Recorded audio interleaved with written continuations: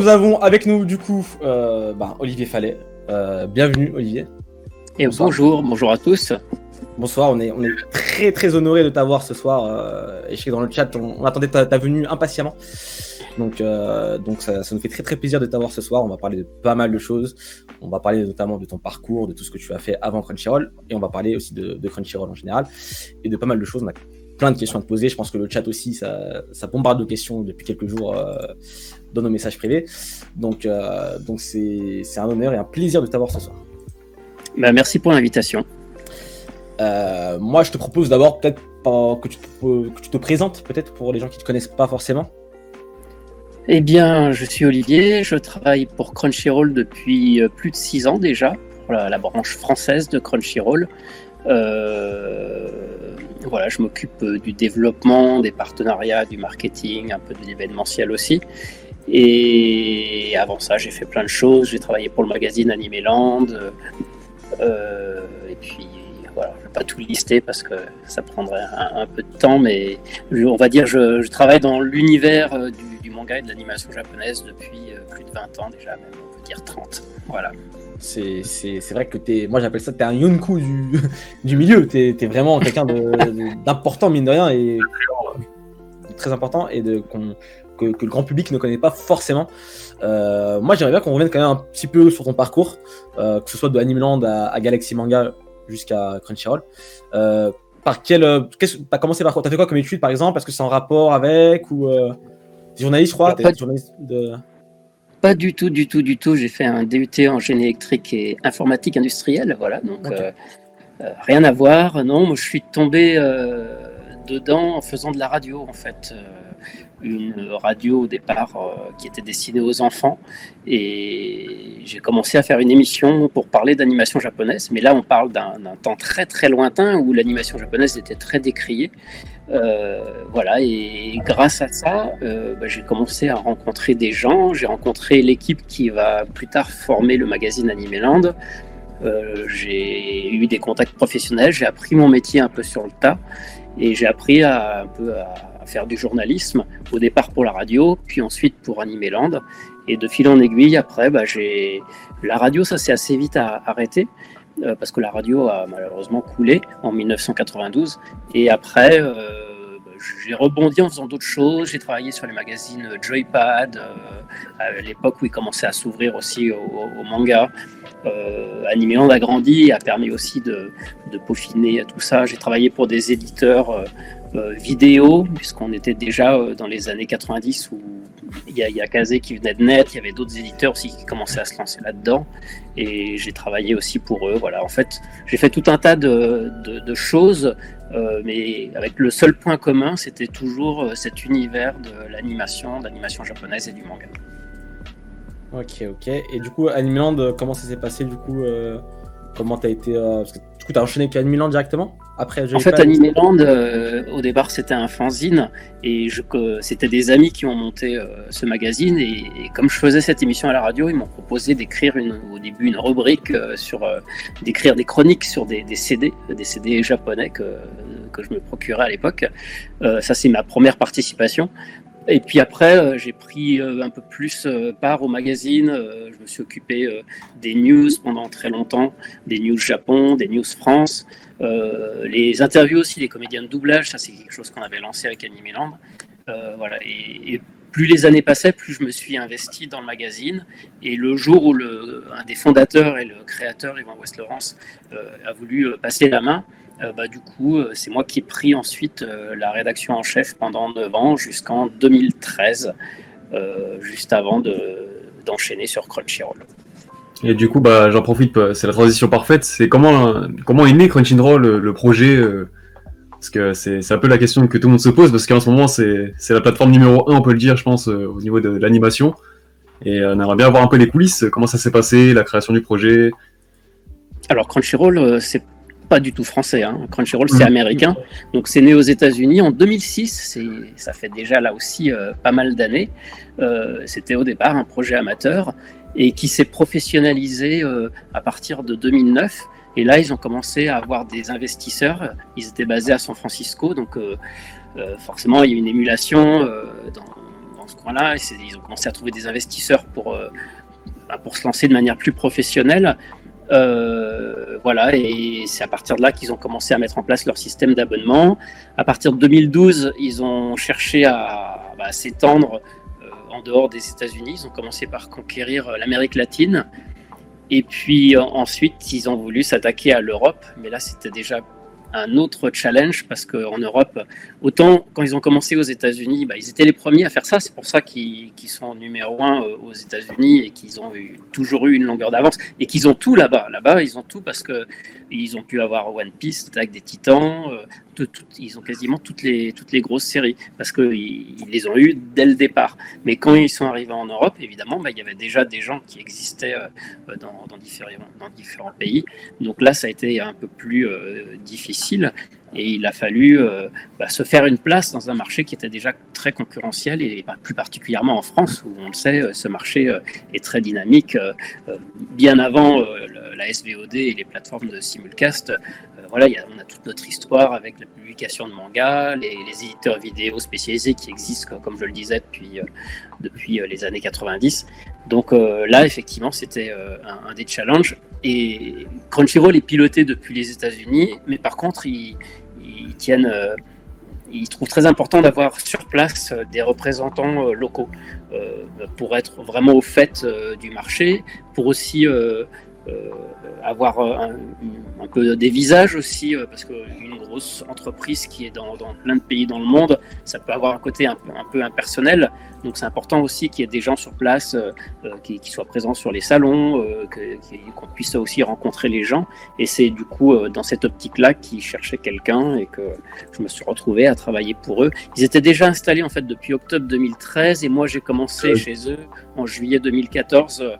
Le temps que tout ça se mette en place. Parce qu'en fait, la plateforme, ils l'avaient lancée, c'est pas très difficile depuis les États-Unis de lancer une plateforme en français. Il suffit de trouver des gens pour traduire, pour mettre en place des équipes de traduction. Ça, ils l'avaient fait. Mais après, pour vraiment se développer, ils cherchaient vraiment quelqu'un qui connaisse le marché local et puis qui puisse être un peu leur ambassadeur. D'accord. Et il y a quelque chose on en parlait l'autre jour ensemble et je trouve ça c'est très intéressant et je pense que le public ne le sait pas du tout. Vous êtes combien concrètement à travailler sur Crunchyroll en France? Et je pense que ça va vous étonner, je pense, dans le chat. Ah, si on oublie les traducteurs, les trucs comme ça, les trucs, c'est vraiment sur la plateforme même. La boîte. La boîte, plutôt. Alors, même. Ouais. En fait, c'est difficile de répondre à cette question parce que, comme tu le dis, ça dépend qu'est-ce qu'on compte dedans. Si on compte la partie traduction, il y a énormément de gens qui travaillent sur les traductions. Il y a 2 personnes qui supervisent l'ensemble des traducteurs, des adaptateurs, le time pour opérer les sous-titres. Et là, c'est une équipe de presque 40 personnes. Mais par contre, ce sont des freelances. Ce sont des gens qui ont un travail à côté, qui sont parfois étudiants. Voilà. Mais à plein temps pour travailler sur Crunchyroll, en fait, aujourd'hui, on est 3. Là, j'ai 2 collègues, Bastien et Théo, qui travaillent sur les réseaux sociaux et moi qui m'occupe, on va dire, plus du relationnel, un peu plus professionnel. Et c'est comme ça que ça fonctionne. Alors évidemment, tout ça est un peu plus compliqué avec le rachat de Viz Media Europe aujourd'hui, qui a eu lieu il y a 1 an, et qui fait qu'on se retrouve au début, enfin il y a encore 1 an, on n'était que 3, enfin que 2 même d'ailleurs, on n'avait même pas encore Théo. Voilà, et aujourd'hui vient se greffer une société qui dépend aujourd'hui de Crunchyroll, alors dont je ne m'occupe pas moi je m'occupe vraiment que de la partie de la plateforme, mais effectivement une société avec toutes les équipes de Kazé et autrefois de Viz Media Europe, et là ça compte plusieurs dizaines de personnes qui officiellement font maintenant partie aussi de Crunchyroll entre guillemets France. Je crois que dans le chat, il y en a beaucoup qui sont un peu choqués par le nombre de, par le peu nombre de gens, mais c'est vrai que c'est un peu étonnant en fait. Quand nous on voit Crunchyroll, on voit un gros truc. C'est une grosse plateforme, c'est une grosse boîte aux États-Unis surtout. Et c'est vrai qu'en France, c'est étonnant. Même moi le premier de dire, finalement ils sont que 3. Si on oublie les traducteurs bien évidemment, si on oublie tous les gens qui sont en freelance, ils sont que 3. Et je trouve ça étonnant et en même temps, bravo. Je sais pas comment tu fais, Olivier, mais bravo. Et on va se développer aussi. Enfin, on n'est que 3, mais voilà, on est aussi amené à grossir. Mais encore une fois, il faut voir. Nous, on s'occupe vraiment que de la partie communication et relationnel direct avec le public français. Et alors bien sûr, on pourrait être plus, que ça serait bien, mais on peut déjà faire beaucoup de choses et débarrasser de toutes les contraintes techniques aussi. C'est ça aussi qu'il faut prendre en compte, puisque la technique, elle est développée aux États-Unis et c'est la même. On n'a pas à toucher au support, nous. Donc c'est vrai que c'est aussi pour ça que nous, on est vraiment que dédié à l'aspect communication, que ce soit sur les réseaux sociaux ou par d'autres biais. Parce que du coup, c'était ma question suivante. Du coup, c'était, vu que tu as commencé à en parler, autant parler maintenant. C'est quoi, on va dire, la part de travail, entre guillemets, entre la partie US et la partie, du coup, France? Qui s'occupe de quoi? Est-ce que toi, tu décides pas forcément des animés qui aura des licences qu'il y aura sur la plateforme? Est-ce que tu as ton mot à dire ou pas du tout? Enfin, comment ça se passe? Alors, j'ai pas trop mon mot à dire parce que là aussi, on est dans un groupe et Crunchyroll achète les licences pour le monde entier. Enfin, en général, c'est ce qu'ils cherchent à faire. C'est le plus simple.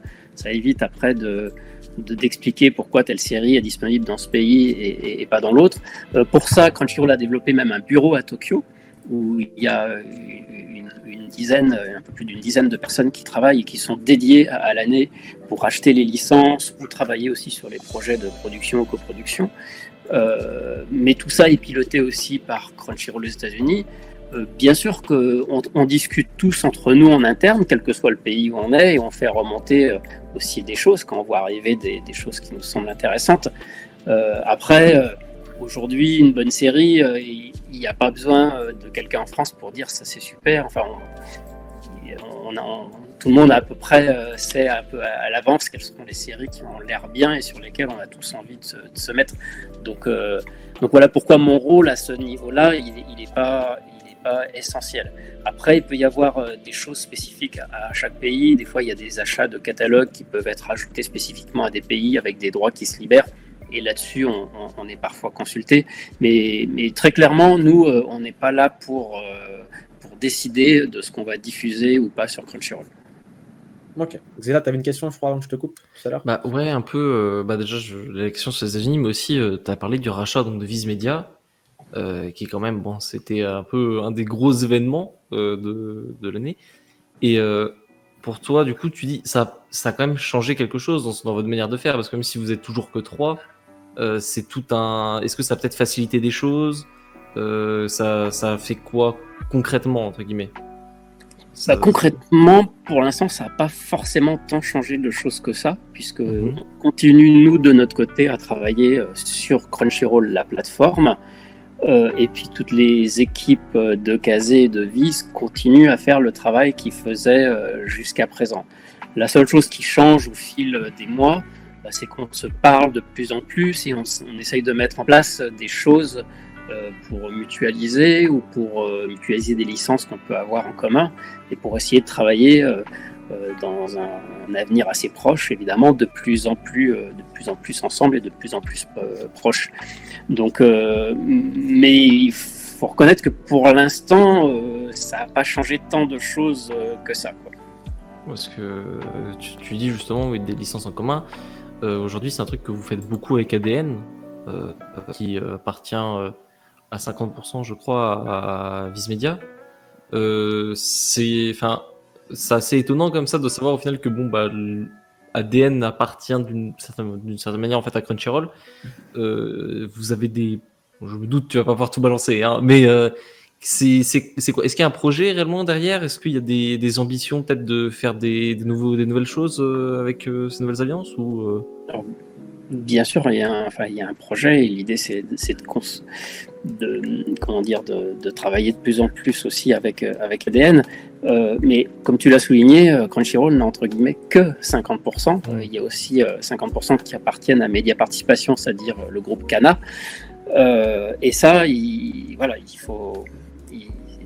c'est pour ça que les choses ne sont pas forcément simples et que ces deux services continuent d'exister séparément. Maintenant, Crunchyroll est tenu aussi d'apporter des contenus sur cette plateforme ADN, donc c'est pour ça qu'on partage des séries et puis on essaye de travailler intelligemment en complément. C'est vrai que nous aujourd'hui pour l'instant on est plus sur le simulcast, ADN est plus sur les grosses licences majeures, donc voilà, aujourd'hui c'est comme ça qu'on travaille. Je peux pas dire aujourd'hui qu'est-ce qui va se passer demain. Non. Mais voilà, il est évident que d'avoir dans la même société des parts dans les deux gros services de streaming en France, c'est évidemment quelque chose.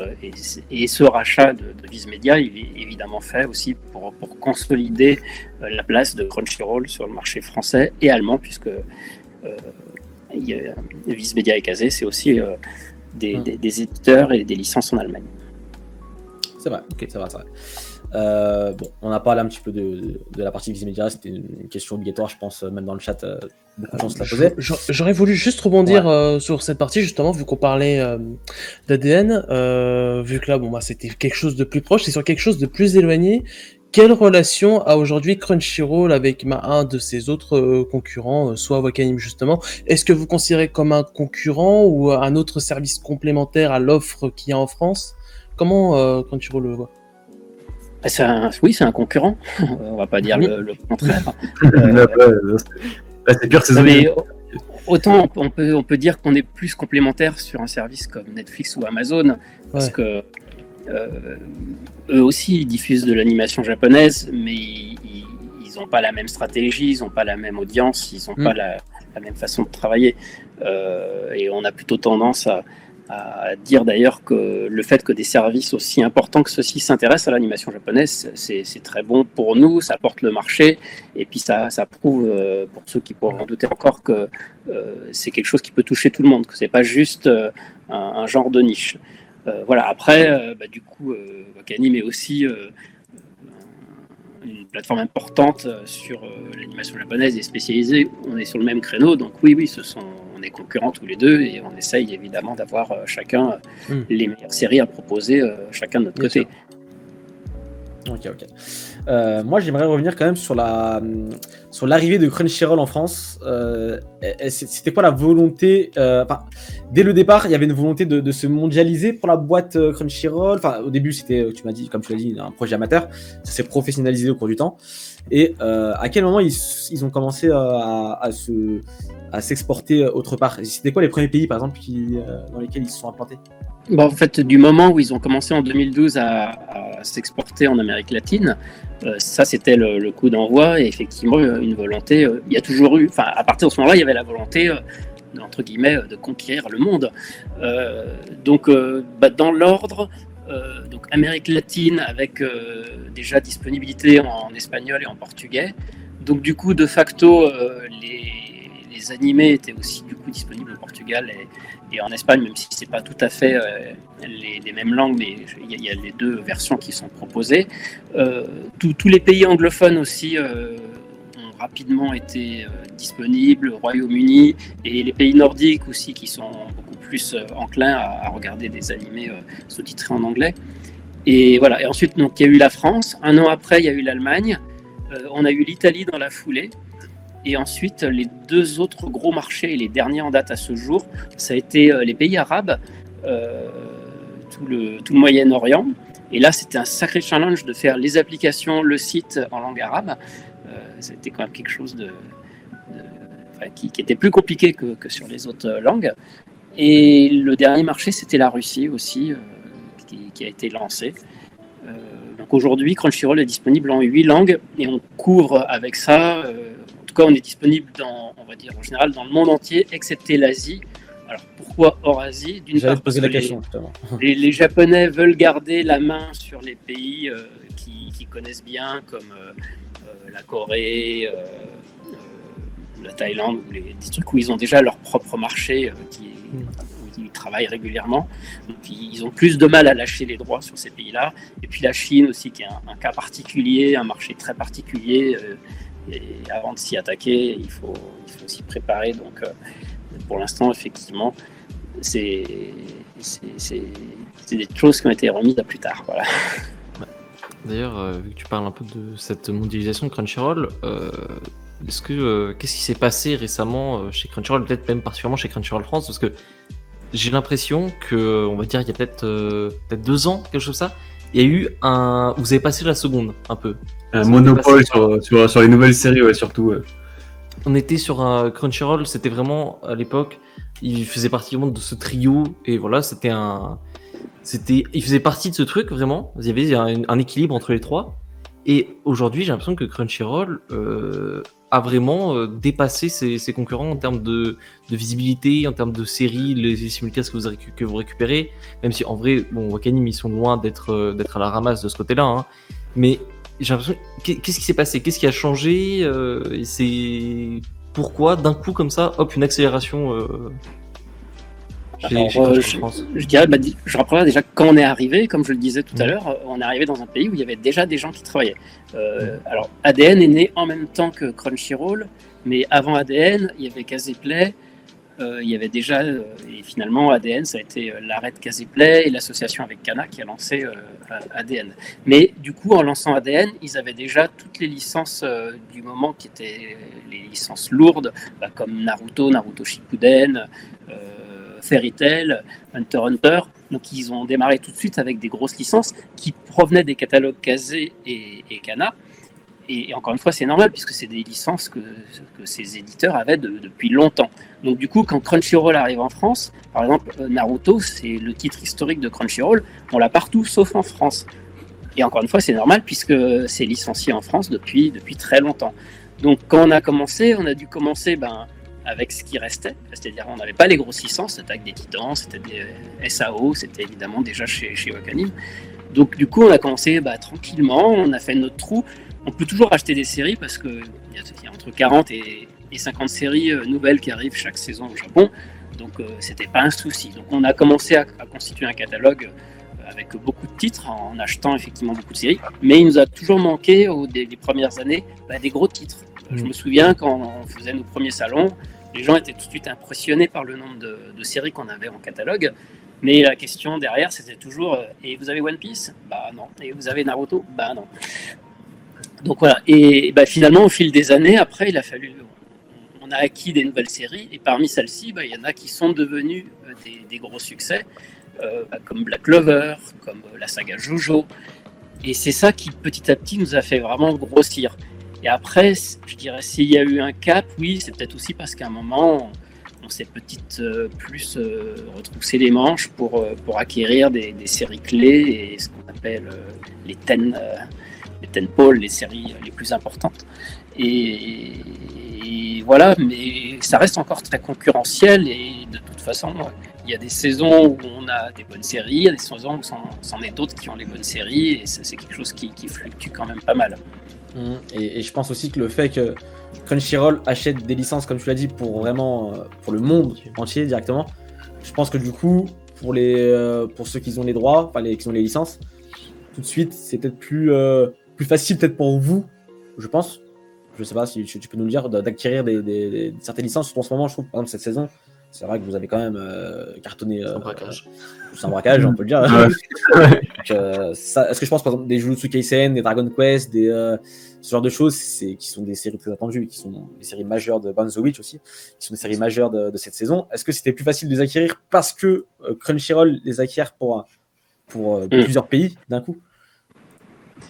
D'une manière générale, c'est vrai que plus les années passent, plus on va vers une espèce de mondialisation où l'ayant droit préfère vendre tous les droits à une seule personne à l'international qui va tout gérer. Et c'est vrai que c'est de plus en plus le cas, et c'est vrai que du coup, c'est ça qui devient difficile pour des acteurs locaux, que ce soit d'ailleurs aux États-Unis, en France ou ailleurs, de décrocher des licences, parce qu'effectivement, ça va être systématiquement pris par des boîtes qui peuvent gérer les droits mondiaux. Et du coup, là-dessus, effectivement, Crunchyroll peut être avantagé, mais Wakanim aussi, puisqu'aujourd'hui, ils font aussi la même chose. Après, c'est pas toujours le cas, et pour le coup, il y a encore des ayants droit qui, des fois, préfèrent morceler et vendre territoire par territoire. En général, quand ils font ça, ils en tirent plus d'argent, donc c'est plus intéressant pour eux. Mais du coup, ça demande plus de travail, parce qu'il faut faire plein de négociations avec chaque pays.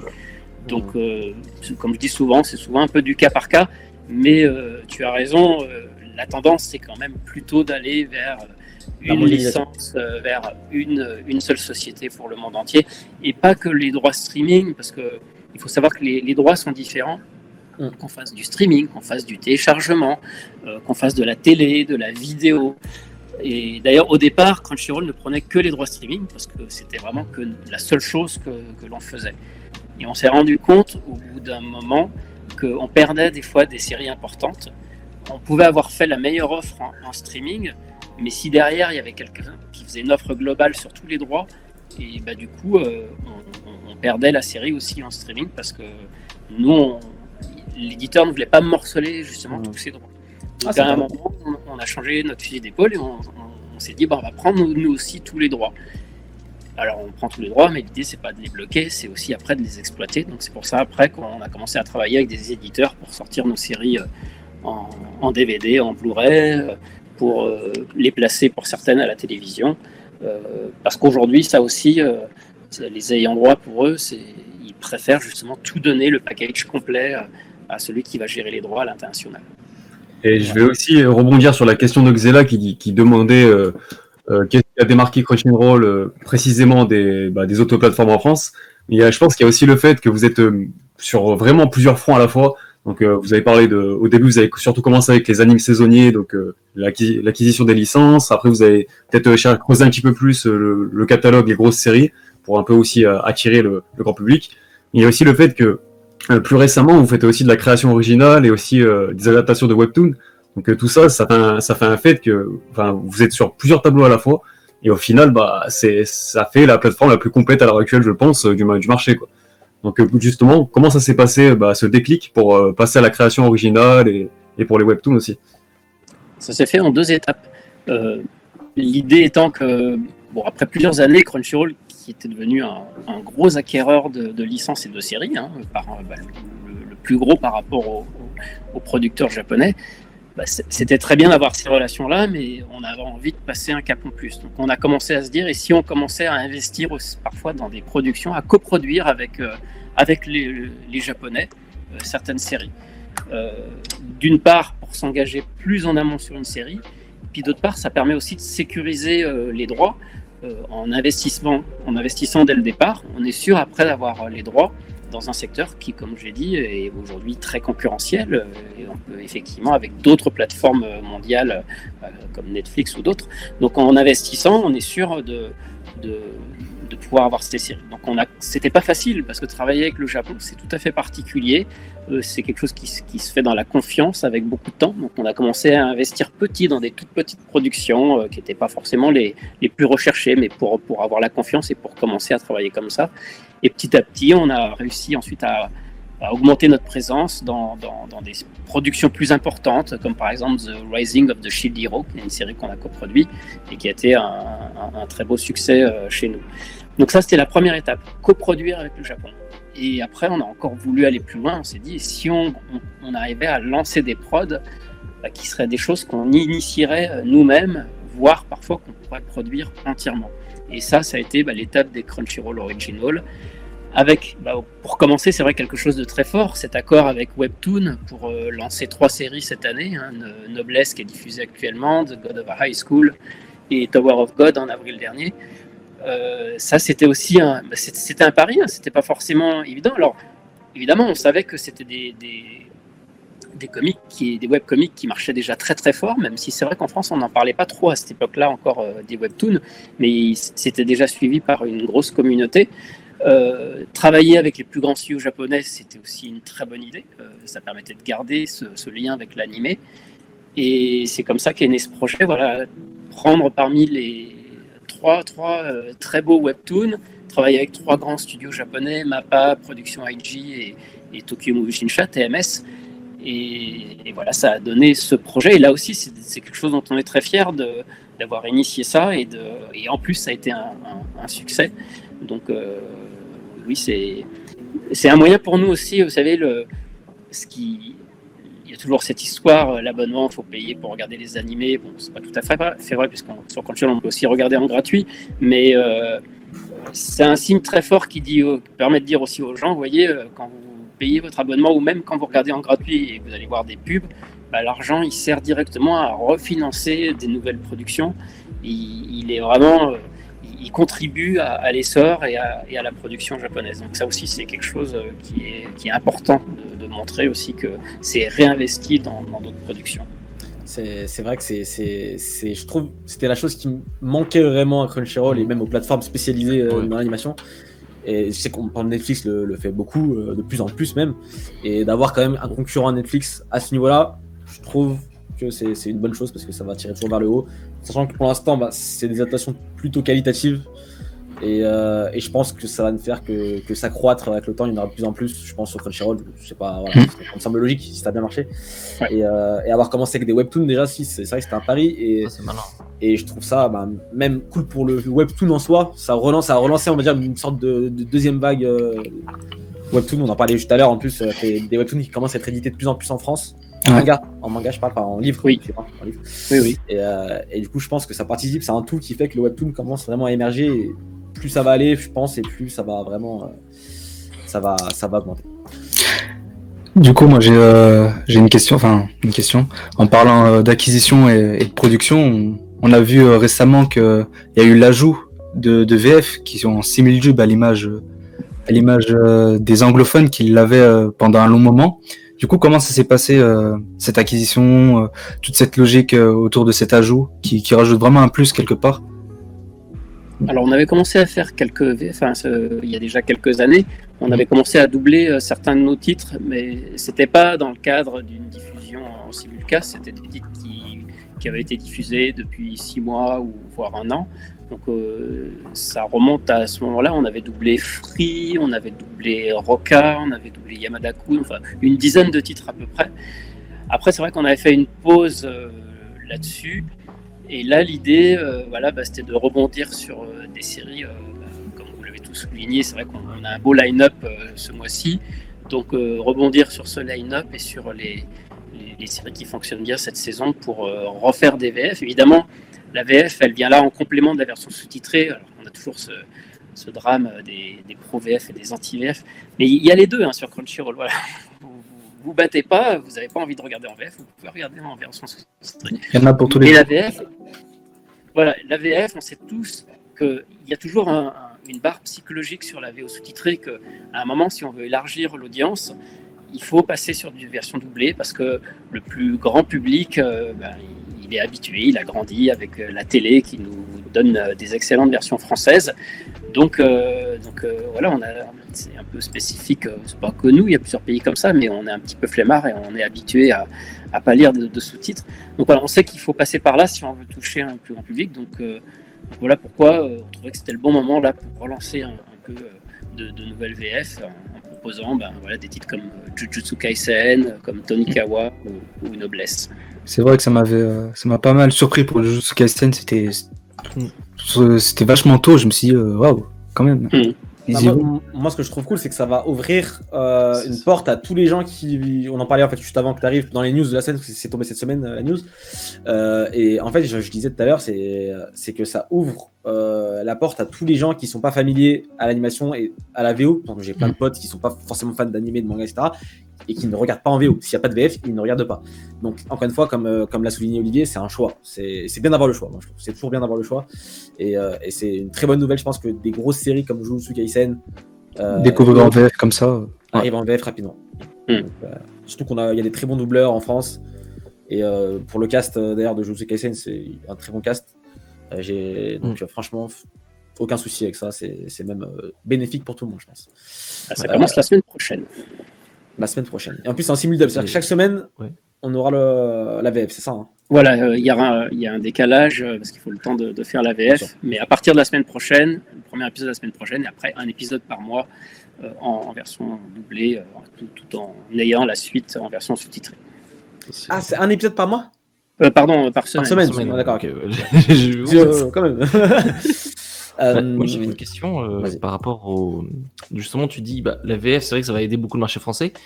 Et il y a un truc sur lequel Crunchyroll était un peu à la traîne comparé à ADN et à Wakanim, c'était l'événementiel. On est habitué aux petites séances un peu de Wakanim avec Demon Slayer par exemple, ils avaient fait leur séance avant-première, les grosses AVP avec MHA par exemple de ADN au Grand Rex. Et Crunchyroll, on ne voyait pas, c'était pas là. Et récemment, j'ai l'impression que ça commence. Il y a eu tristement Black Fox, c'est passé à la trappe malheureusement. Et c'est quoi? Il y a une volonté maintenant de dire on a réussi à s'implanter bien en France. On passe à l'étape supérieure. C'est quoi? Ça se passe comment? Alors déjà, on a fait quand même quelques trucs. On avait fait une Nuit Zéro, Max Linder. C'est vrai. On avait fait une avant-première sur The Ancient Magus Bride. Et on avait diffusé aussi...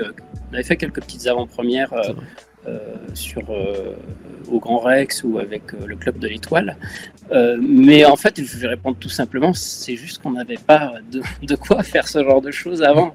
Oui. La réponse, elle est plus, pour être honnête, elle est plus là. Voilà, c'est sûr, quand tu as un film de Fate ou quand tu as un My Hero Academia, bah oui, là tu peux faire un truc dans la grande salle du Grand Rex, il n'y a pas de souci. Mais nous, ce qui nous manquait, c'est juste d'avoir des films ou en tout cas des séries ou des projets qui puissent permettre de faire quelque chose comme ça. Donc c'est pas qu'on voulait pas, mais c'est que l'opportunité s'est pas forcément présentée jusqu'ici. Ok. Quant au projet Black Fox, en fait, pour être tout à fait honnête aussi, c'était plus une acquisition qui était au départ dans le cadre de anciennement Viz Media Europe et qui maintenant rebrandé, comme on dit, Crunchyroll, et sur lequel du coup, en tant que partenaire et sur une licence d'acquisition, on s'est évidemment greffé. Mais s'il n'y avait pas eu ce rachat, ce ne serait pas un truc qui serait sorti sous le nom de Crunchyroll. Ok. Mais pour préciser, c'est vrai que Crunchyroll, on n'a pas beaucoup de films, c'est plutôt les films qui se prêtent à ce genre d'avant-première ou d'événements. Et c'est vrai que c'est quelque chose qu'on n'a pas beaucoup dans notre catalogue. On récupère de temps en temps des films quand ils sont tirés de nos licences. Mais jusqu'à présent, du coup, les films de nos licences, c'était Osomatsu-san. Alors j'adore Osomatsu-san, mais ça serait un petit peu suicidaire de faire Oui, carrément. Carrément. là-dessus. Donc c'est plus par rapport, encore une fois, quand on n'a pas des grosses licences, quand arrive un film, c'est aussi des films de pas de grosses licences. Donc pendant longtemps, on a traîné un peu ce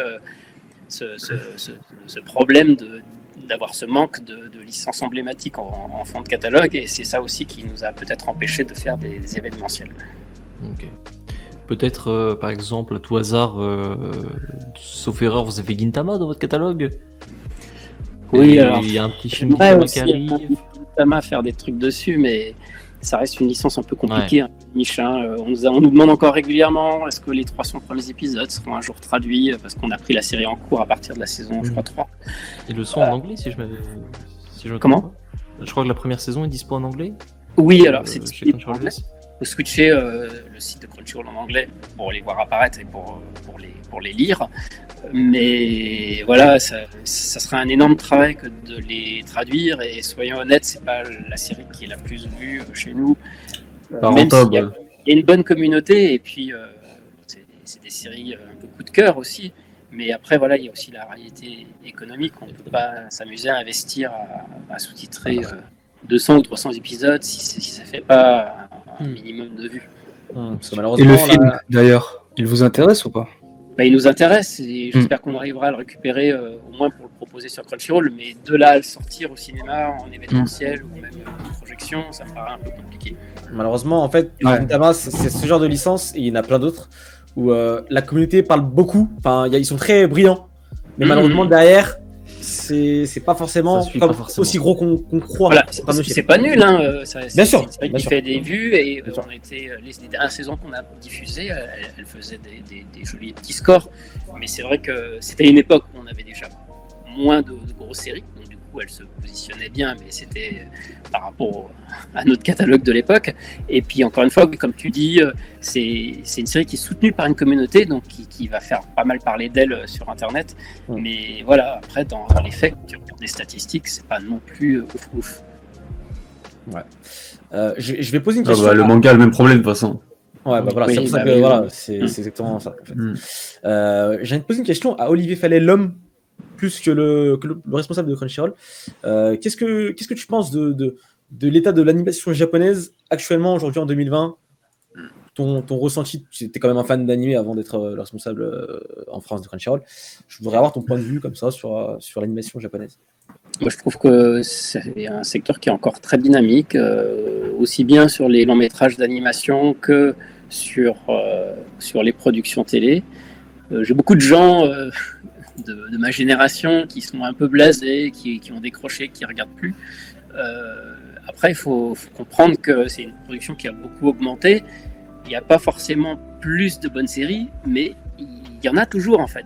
Il faut juste aller les dénicher. Et puis, comme j'ai toujours dit, que ce soit pour le manga ou l'animation japonaise, il y en a pour tous les goûts. Donc, il y a peut-être plein de choses aujourd'hui que vous aimez pas, mais il y a encore plein de choses un peu underground, des fois qui sortent du lot, qui sont différentes. Et franchement, moi, je suis encore un consommateur. Enfin, je regarde pas les séries juste parce que je travaille sur Crunchyroll. Il y a des séries que je prends plaisir à regarder, et même un Jujutsu Kaisen, pour moi, c'est vraiment ça peut encore s'adresser même aux fans les plus âgés de manga. Donc non, moi je trouve que faut chercher un peu les trucs qui peuvent nous plaire, mais il y a encore plein de bonnes choses et c'est loin d'être fini. Voilà. Et qu'est-ce que tu penses de cette mode entre guillemets qui est pas que dans le manga et dans l'animation, c'est un peu dans tout. C'est des anciennes séries qui reviennent au goût du jour. Je pense directement à Dragon Quest Like a Dead actuellement chez Crunchyroll qui revient et que je pense que tu connaissais déjà bien avant, que tu lisais quand tu étais plus jeune ou regardais quand tu étais plus jeune. Bah oui. Et toi, qu'est-ce que tu penses de ce regard général en termes de vraiment de remake, de reboot, de ce genre de choses, de choses en fait, tout simplement. Franchement, dès les années 90, ils faisaient déjà des reboots des trucs des années 70, donc je dirais pas que c'est quelque chose de nouveau. Et après, comme tout reboot, y en a des biens, il y en a des pas bien, il y en a qui ont perdu un peu leur âme, puis il y en a d'autres. Voilà, après, on a deux attitudes après avec les reboots. Soit c'est un truc sacré parce qu'on a grandi avec ça, on veut pas que ce soit touché, et forcément on sera forcément déçu, même si c'est bien fait, parce qu'on peut pas refaire un truc maintenant tel qu'il a été fait 20 ans plus tôt, par exemple. Donc si on est dans cette attitude-là, c'est sûr que ça sert à rien de s'attarder là-dessus. Continuer de regarder vos séries originales et puis voilà, et rester là-dedans. Après, les reboots, voilà, il y en a qui sont ratés, qui sont des fois opportunistes, mais tu prends l'exemple de Dai, moi je trouve que c'est un beau reboot. Une réussite. Voilà, il peut avoir des défauts, mais les séries d'époque qu'on regardait, elles avaient aussi leurs défauts, faut pas l'oublier, ça aussi. Faut pas idéaliser non plus les trucs qu'on a regardés étant plus jeune. Mais voilà, c'est un beau remake qui respecte le manga, qui est bien fait, avec une animation qui est pas mal du tout. Donc non, mais après le plus difficile dans les reboots, c'est de savoir à qui il s'adresse. Est-ce qu'il s'adresse aux gens de la première génération ou est-ce qu'il s'adresse aux nouveaux? Et il vaut mieux que ce soit clair, parce que quand c'est pas clair, c'est en général ce qui fait qu'ils sont ratés. Et pourtant on peut pas être les deux en même temps, c'est ça? C'est un truc quasiment impossible. Comment on peut plaire à des gens qui veulent retrouver ce qu'ils ont vu avant et plaire à une plus jeune génération qui soit elle va trouver que c'est ringard et que c'est un peu dépassé, ou soit justement c'est les plus âgés qui vont dire mais qu'est-ce qu'ils m'ont fait de ça. Donc c'est toujours un peu bancal à mon avis. Je pense qu'il vaut mieux faire soit pour l'un soit pour l'autre. Ok, très bien. Ça fait sens. D'ailleurs, est-ce que, par exemple, je suppose que vous avez toute une batterie de statistiques chez Crunchyroll, est-ce que vraiment vous voyez des trucs, pour prendre l'exemple de Dai, par exemple, c'est quoi? Qui regarde Dai, tu vois? C'est des quarantenaires, des mecs qui ont 50 ans, ou alors des lycéens, tu vois? Est-ce que vous avez des trucs comme ça, ou vraiment des titres qui plaisent à des publics étonnants, ou même, vu que c'est Crunchyroll France, des succès purement français, des trucs qui n'ont pas spécialement marché ailleurs, et en France, ça a été un gros carton, des trucs comme ça? Alors, en théorie, on peut avoir toutes les statistiques qu'on veut, mais dans les pratiques, c'est pas toujours aussi simple, parce qu'encore faut-il avoir les gens qui font le tri sur ces trucs pour sortir ce qu'on voudrait voir.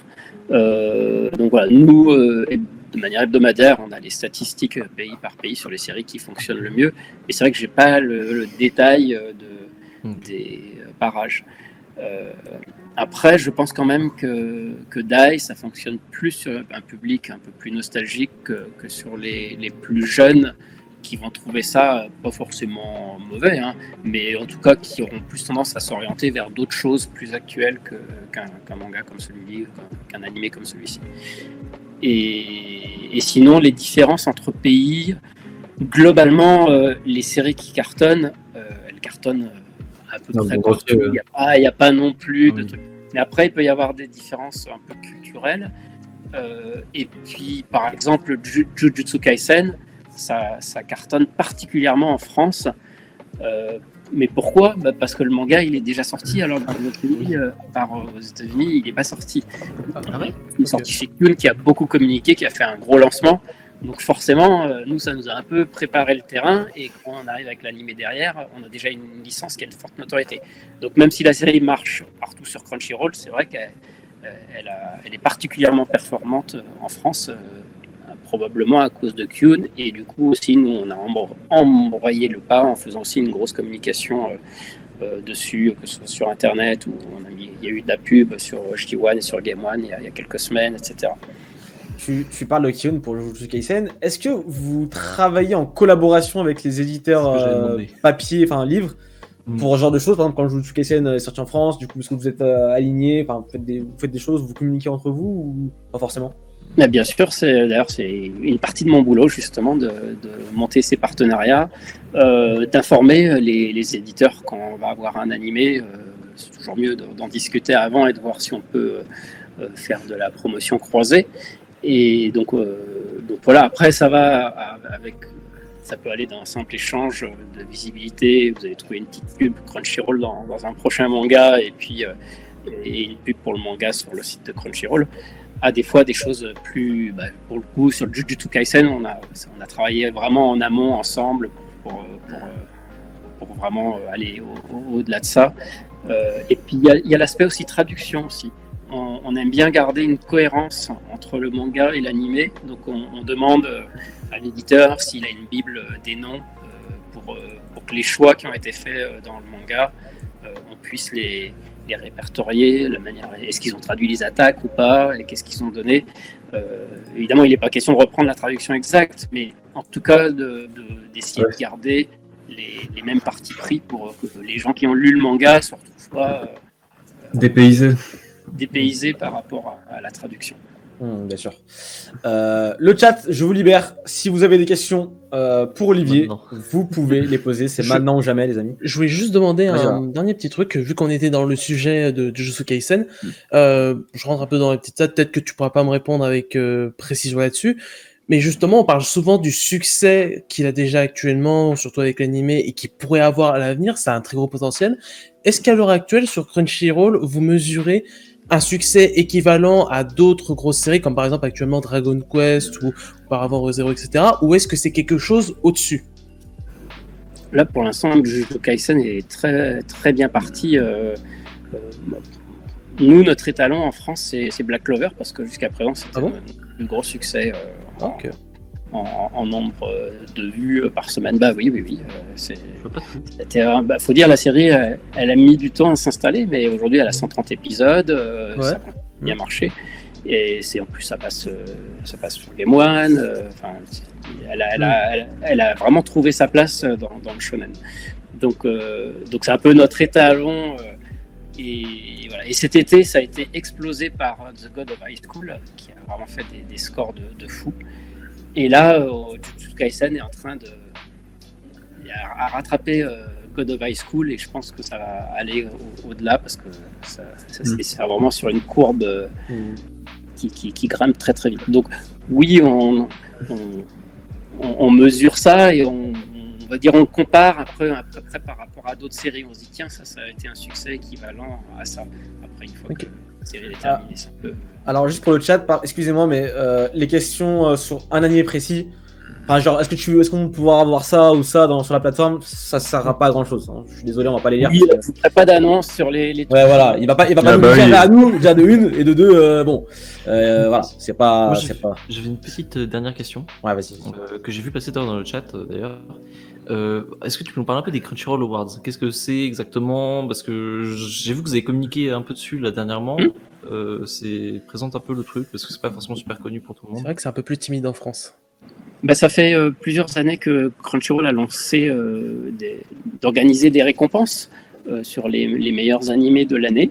Alors, c'est pas des récompenses que pour nous, c'est des récompenses qui incluent en fait tous les animés qui sont diffusés, pourvu qu'ils soient diffusés légalement à travers le monde.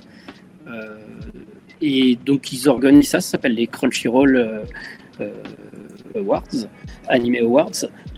Et d'année en année, ça prend une ampleur un peu plus grande. Il y a un site dédié qui est lancé chaque année et ça fait 2 ans que le site est en français. Donc on essaye de... parce qu'au début, c'était uniquement en anglais. Donc c'est vrai que ça incitait à noter que les gens qui sont déjà un peu plus familiers avec ça, et ça coupe pas mal de fans français. Donc du coup, le site a été créé en français. Et maintenant, on essaye vraiment d'élargir... qu'il y ait un maximum de votants et que ce soit le plus international possible. Donc là, on va le relancer très, très bientôt là, pour l'édition de cette année. On va avoir pour la première fois cette année des jurés français aussi, parce qu'il y a une partie vote du public et il y a une partie avec des jurés. Et les jurés, jusqu'à présent, il y avait des jurés américains, il y avait déjà l'année dernière des jurés venus d'autres pays, mais il n'y en avait pas de France. Donc cette année, on a trouvé 4 personnalités que vous connaissez très bien du monde de l'animation et du manga qui vont participer à ça. Et puis effectivement, il y aura les votes qui seront ouverts au public. Alors, les autres années, il y a une grande cérémonie qui est faite à San Francisco, à Los Angeles. Bon, je sais pas qu'en février prochain, quand on donnera les résultats, on puisse réorganiser ça. Mais voilà, oui, c'est quelque chose qui nous tient à cœur et on essaye de mettre toute la profession dans cet événement. Encore une fois, il n'est pas question de récompenser que nos séries. D'ailleurs, les précédentes années, en France, il y avait plus de prix qui étaient remis à des concurrents, en tout cas des licences qui appartenaient à des concurrents. Cette année, c'est moins sûr. Hein. Petit teasing. Il y a eu un tel monopole que je pense que là, ils vont tout rafler. Non, il y en aura pour tout le monde parce qu'on est loin d'avoir diffusé tout. Bien sûr. Ce qui a fait le buzz cette année. Bien évidemment. Il y a Naserifi qui demande dans le chat est-ce que c'est plus rentable de faire une création originale ou d'acheter une licence, tout simplement, qui existe déjà? C'est difficile de répondre à cette question, déjà parce que les créations originales sont encore toutes fraîches, donc on n'a pas encore assez de recul. Et puis, en fait, ça, évidemment, quand on produit, c'est un investissement qui est plus important, mais si le succès est là, vous toucherez plus en retour aussi. Donc, en fait, on va dire c'est plus une prise de risque qui est plus grande. Mais en fait, il faut aller aussi au-delà. On ne fait pas ça que pour que... Alors évidemment, on ne fait pas des Crunchyroll original pour qu'ils ne soient pas rentables. Mais c'est aussi une question d'image et de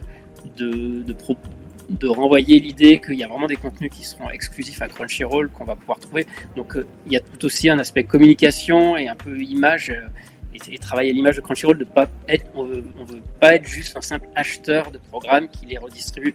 Donc la rentabilité, c'est pas non plus que le seul critère qui rentre en compte, c'est aussi un tout dans l'image et dans l'offre de Crunchyroll.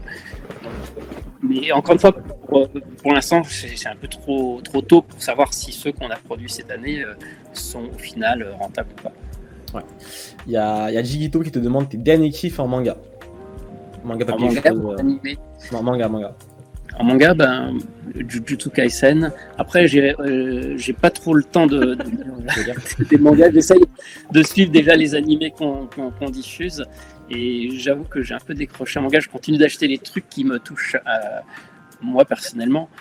Vous avez parlé tout à l'heure de Naoki Urasawa et ça fait partie des auteurs que je continue de suivre. Voilà, mais sinon, Jujutsu, si j'ai lu le manga, c'est parce que je savais qu'on avait l'animé et que Kyun a eu la gentillesse de m'envoyer le manga. Et voilà. Tu parles d'Urasawa, je sais pas si t'as lu Asadora, du coup, qui sa dernière série en France. Pas encore. Je te la conseille vivement, elle est vraiment excellente. Il y a Maxou Frost qui te demande dans le chat comment ça se passe si un animé n'est plus dispo sur la plateforme. Est-ce que la situation est la même à l'international du coup, ou est-ce que ça peut dépendre des pays? Alors en général, nous on fait tout pour conserver notre catalogue. Et depuis que Crunchyroll est en France, aujourd'hui, je crois qu'on est à plus de 600 séries et je crois qu'on en a perdu une trentaine à tout casser. En général, celle qu'on perd, c'est qu'on peut pas les renouveler. L'ayant droit ne souhaite pas les renouveler. Nous, on achète les séries pour 3 ans, 5 ans, 7 ans, voire plus. Ça dépend du contrat et puis de ce que veut bien donner l'ayant droit. Voilà. Mais après, voilà, Nous, on fait tout pour les conserver, mais de temps en temps, il veut les récupérer, soit pour les revendre à quelqu'un d'autre qui est intéressé, etc. Donc voilà, il y a des séries qu'on a perdues, mais globalement, tout ce qu'on peut garder, nous, on le garde, et c'est pour ça que le catalogue grossit autant, et qu'aujourd'hui, on a dépassé les 9000 épisodes encore disponibles, et on a encore des séries qui sont là depuis le lancement de Crunchyroll en 2013 en France. Ok. Il y a David OM56 qui demande est-ce que les animés de sport comme Ace of Diamond ou Haikyuu no Sora fonctionnent bien en France ou c'est assez moyen? Alors Ace of Diamond, ça va pas si mal fonctionner que ça. Après, c'est sur du baseball, et les séries sur le baseball, c'est pas le sport le plus populaire en France. On connaît pas toujours bien les règles, donc c'est normal que ce soit pas non plus un gros succès. Par contre, Haikyuu no Sora, ouais, ça a bien marché ça. Sur le basket, une belle série. Ouais. Généralement, le basket, ça touche tout le monde à peu près. C'est plus populaire, forcément. C'est clair. Franchement, en plus, pour le coup, autant là, le manga est excellent, voilà, c'est sûr. L'adaptation animée est plutôt moyenne, mais en fait, le manga est tellement bien qu'automatiquement, l'animé, même si en termes d'animation pure, il est pas ouf, et ben ça reste trop bien. J'étais pris dedans, et moi, Haikyuu no Sora, j'ai pris un plaisir à le regarder chaque semaine sur Crunchyroll. C'était vraiment cool. Il y a Yukinyu qui demande comment ça se passe pour acquérir une licence. Alors, je sais pas si c'est pas toi vraiment qui acquiert la licence, mais je sais pas si. Si, mais je peux expliquer, mais ça se passe de la manière la plus simple en fait. C'est une question d'offre et d'achat. Donc, on est en contact avec les sociétés japonaises qui nous font chaque nouvelle saison, qui nous présente les nouvelles séries qui vont arriver et dont ils ont la charge. Voilà. Ensuite, nous, on fait une offre dessus. On dit, je voudrais prendre les droits pour le monde entier, excepté l'Asie. Je souhaite prendre tous les droits, vidéo, streaming, et je vous propose tant. Voilà. Ensuite, ils examinent les offres. Et après, en fait, chaque société a sa manière parfois de fonctionner. Il y en a certains, c'est juste... L'offre, il y a une offre une fois, et puis ils décident après à qui ils vendent, le plus offrant, ou alors à celui qui propose peut-être le meilleur projet ou en qui ils ont le plus confiance. D'autres après reviennent vous voir, vous dites il y a eu une offre meilleure, est-ce que vous souhaitez surenchérir, et ainsi de suite. Et puis après, voilà, jusqu'au moment où ils décident s'il te vend ou s'il te vend pas. C'est de la négociation en fait. Voilà, il faut juste être en contact avec les studios et avec les sociétés qui sont parfois mandatées pour vendre les animés. Et c'est pour ça qu'on a un bureau au Japon, parce que ça permet de ne pas forcément attendre aussi qu'on vienne nous proposer une série. Des fois, on est en veille, surtout dès qu'on voit le moindre projet.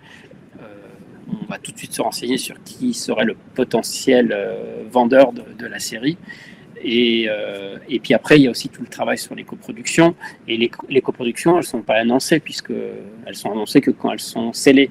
Donc du coup, on est même parfois au courant, bien avant qu'il va y avoir des séries qui vont être produites, où on nous propose si on souhaite coproduire tel projet ou tel projet. Ok. Il y a Fallen Archangel qui te demande quel était le tout premier animé historiquement disponible sur Crunchyroll France. Je sais pas, c'était peut-être pas un seul, il y en a peut-être plusieurs, mais... Il y en a plusieurs, parce que quand le service il a ouvert, il devait y en avoir déjà une bonne douzaine. Je crois qu'il y avait Ace of Diamond, il y avait Free, je crois, qui arrivait. Ouais. Je vais tricher, je vais ouvrir ma petite liste. Et donc, c'était, ouais. Je t'autorise, t'as le droit. T'as pas révisé, c'est compréhensible. Alors, en fait, non, j'ai que depuis 2014 en plus, mais ouais, non, je sais plus. Il y avait du Mushishi, je crois, qui était là. Ah, excellent. En fait, faut reprendre la saison d'octobre 2013 et regarder un petit peu ce qu'il y a dedans. Mais je sais qu'il y avait du Ace of Diamond, du coup, c'est un des titres qu'on a depuis le plus longtemps. Ok, c'est cool. Question intéressante de L1. Est-ce que les traducteurs ont accès à l'épisode en avance pour le traduire à temps, entre guillemets? Ça se passe comment?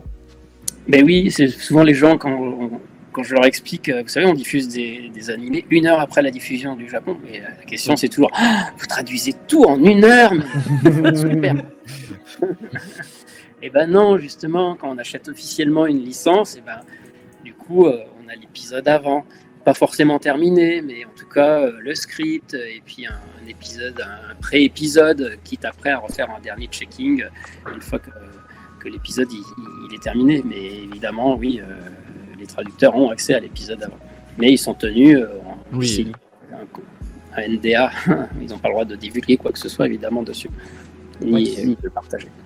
Ok. Des jeux, des petites histoires d'ailleurs comme ça, je sais plus chez qui, où il y avait comme ça des épisodes qui avaient fuité, je crois, qui étaient diffusés trop tôt, ça arrivait 1 ou 2 fois. Oui, c'est arrivé effectivement. Ça barde généralement. Quoi. Ah bah oui, Je parle pas trop avec ça, les japonais. Non, mais Les Japonais, ça ne blague pas du tout et je pense que Olivier, tu Ça le rigole sais. sur pas grand chose, j'ai l'impression. Niveau licence, leur licence, c'est leur licence. Faut pas jouer au malin avec eux. Bon, je pense qu'on peut conclure pour les questions du chat. Attends, il y a Zonia qui demande en parlant de H+1, pourquoi One Piece ne sort qu'en J+1 ? C'est vrai que c'est intéressant. ça, c'est une demande de l'ayant droit qui nous le donne que à J+1, mais c'est pareil aussi sur J1, c'est pareil aussi chez ADN. Donc là, c'est pas nous qui sommes maîtres de ce délai, malheureusement. Ok, très bien. Il y a Fun Archangel aussi qui nous dit que. Est-ce que tu peux nous parler un peu de l'excellent livre dont tu es le co-auteur ? Donc vas-y, instant promo. Ça va. Lâche-toi. Alors ça, c'est mes autres activités et mes autres passions. Moi, je suis passionné par les génériques d'animés, qui soient d'ailleurs japonais, mais aussi les bons vieux génériques français avec lesquels j'ai grandi. Voilà, dans les années 80-90, Nicky Larson, forcément, Goldorak et tout ça. Et du coup, j'ai écrit un livre sur ces génériques français. Qui est sorti l'année dernière, que j'ai co-signé avec Rui Pasquale, un ami que je connais de longue date. Et voilà, en fait, j'ai toujours rencontré ces chanteurs, j'ai même travaillé avec eux, j'ai organisé un concert au Grand Rex où on les a fait venir pour chanter ces génériques, je les ai interviewés pour Animeland. Donc, à force d'avoir recueilli des anecdotes, c'est vrai qu'on s'était dit avec mon collègue qui lui aussi a beaucoup travaillé là-dedans, ça serait bien de faire un livre. Donc on s'est dit on va mettre tout ça dans un livre et voilà, c'est sorti chez Unis, ça s'appelle La belle histoire des génériques télé et évidemment c'est pour les gens un peu plus âgés, mais si vous voulez savoir comment était créé le générique de Candy ou d'où vient qui chante le générique de Jace ou tout un tas d'anecdotes, voilà, c'est un livre qui est à la fois ludique avec des anecdotes et puis qui permet aussi de mettre en lumière tous ces interprètes qui sont souvent restés dans l'ombre. On connaît tous Bernard Minet, mais même lui d'ailleurs, il a commencé un peu par hasard. Un jour, on lui a demandé s'il voulait apparaître à l'écran, mais au départ, il chantait ça anonymement et son vrai métier, c'était d'être batteur. Et voilà, il y a plein d'anecdotes et plein de choses intéressantes. En tout cas, c'est ce qu'on trouve. Et on trouvait sympa de parler de tout ça et de se replonger en même temps un peu dans cet univers du disque. Ouais, donc c'est la belle histoire des génériques télé de Goldorak à Pokémon. C'est édité chez ? C'est ça. Chez Inis, c'est la maison de disques qui fait Animeland, la maison d'édition d'Animeland. On reste toujours chez les. C'est la famille, toujours. Voilà. D'ailleurs, Animeland qui a lancé son. Je sais plus si c'est pas un Tipeee, un financement participatif. Un Ulule. Oui. Ouais, Ulule, voilà. La presse aujourd'hui, c'est pas facile. Moi qui ai travaillé dans la presse spécialisée pendant longtemps, c'est vrai que j'ai vu moi-même, pendant que je travaillais, se dégrader un peu les conditions. C'est important quand même, il y a plein de gens qui ont grandi tout ce qu'on sait aujourd'hui. Maintenant, on retrouve tout sur Internet, mais c'est vrai que avoir des journalistes qui font des interviews, qui vont chercher des infos, c'est quelque chose quand même qui est important. Et du coup, Animeland lance un Ulule pour essayer de continuer d'exister et de s'assurer un peu encore des beaux jours, parce que avec les différentes crises qu'on traverse actuellement, ça ne les a pas aidés